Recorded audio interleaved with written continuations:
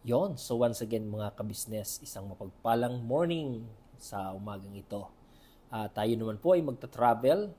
Point to point po tayo ngayon from Sorsogon to Legazpi Airport and from Legazpi Airport to Cebu Airport dahil magkakaroon tayo ng business travel and this is a 12 days travel in Cebu and Mindanao. So sa ngayon po nandito na tayo sa airport.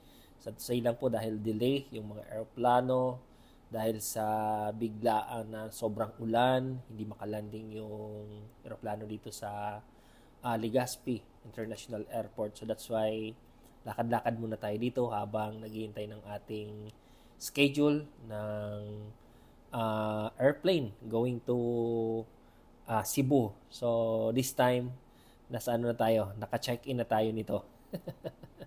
So nakakatuwa lang talaga mag-travel mag-isa dahil ayan, first time natin na mag-travel na walang kasama and at the same time matagal-tagal na travel to due to our business no sa mundo ng MLM. Ayan. So masarap lang dahil may mga naghihintay natin yung leaders. Once in a while lang ito natin ma-experience and at the same time so talagang grabe no. Grabe talaga yung na-experience natin dahil kung tayo po ay nasa ordinaryong trabaho, hindi natin mararanasan na mag point-to-point travel. So, we are now here in departure area ng Legazpi City International Airport.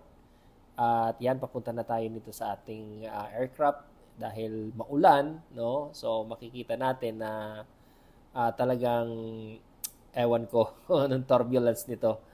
Actually guys, no, first time ko talaga itong mag-travel na sobrang ulan, yung parang di mo makita yung kalsada, kanina parang bumabagyo, talaga naman yung eroplano hindi makano. So look at the ngayon, the situation. But medyo tumila na yung ulan, kaya siguro eto, nag-decide na siguro na makapag-landing dito yung ating eroplano na sasakyan. And yan, so departure area na po tayo. So yan po yung aircraft na ating sasakyan. And syempre, marami nagtatanong bakit ko rin bini-video yung aking mga travel. Simple lang, may mga tao po kasi na hindi kaya mag-travel ng ganito, no? Maswerte na lang tayo dahil nabiyayaan tayo na makapag-travel sa iba't ibang lugar dito sa Pilipinas. And at the same time, may experience yung mga bagay na sa panaginip ay hindi natin na experience dahil hindi naman tayo pinanganak na golden spoon na kagad. So, through the hard work and perseverance, kaya po natin na-achieve na makapag-travel, makapag-create ng mga business partners, Luzon, Visayas, and Mindanao, and sa mga susunod sigurong buwan, panahon, taon, abangan niyo po yung aming mga international travel through the platform and system na meron kami dito sa aming community.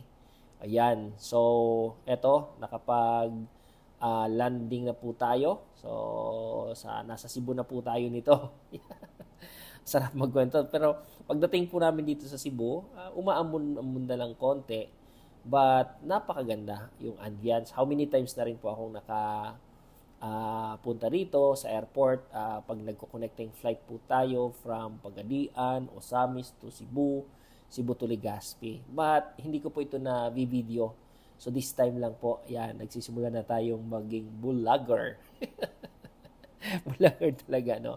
So ayan, for those distributors, partners, and even nanonood lang ng video na to, hopefully, suportahan nyo po at abangan nyo yung aking mga next video vlog sa aking mga travel all over the Philippines. Siyempre, mapupunta natin dyan yung magagandang lugar in every area. Dito sa Cebu, hindi lang siguro tayo makapag-travel. So, see you in the next video.